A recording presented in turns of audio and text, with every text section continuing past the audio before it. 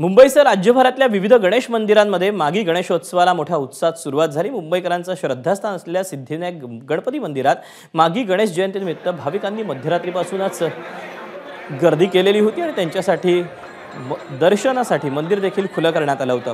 पण तरीही गणरायाच्या दर्शनासाठी सिद्धिविनायक मंदिराच्या बाहेर भाविकांची मोठी रांग पाहायला मिळाली।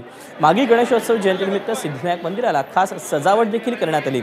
अंधेरी पूर्व येथील यंग फ्रेंड्स सामाजिक संस्थेच्या मागी गणेशोत्सवानिमित्त यंदा सलग 32व्या वर्षी गणरायाची मिरवणूक, पालखी आणि महाप्रसादाचं आयोजन करण्यात आलं होतं। तर तिथे मीरा भाईंदर शहरात अनेक ठिकाणी मागी गणेशोत्सव दिमाखात साजरा करण्यात आला। अमरयूथ फाउंडेशनच्या सार्वजनिक गणेशोत्सवात 7 फुटांहून अधिक उंच गणेश मूर्तीची स्थापना करण्यात आली।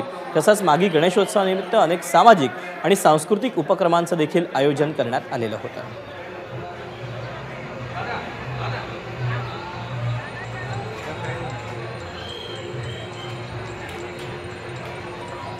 तेव्हा मुंबई आणि उपनगरामध्ये विविध ठिकाणी गणेशोत्सवाची मोठी धूम पाहायला मिळाली। तिथे सिद्धिविनायक मंदिरामध्ये पहाटेपासूनच भाविकांनी गर्दी केलेली होती। तर त्या तिथे यंग फ्रेंड्स सामाजिक संस्थेकडून गणेशोत्सव अगदी दणक्यात साजरा करण्यात आला। तर तिथे अमरयूथ फाउंडेशनकडून 7 फुटी बाप्पाची मूर्ती तिची प्रतिष्ठापना करण्यात आली। एबीपी माझा, उघडा डोळे बघा नीट।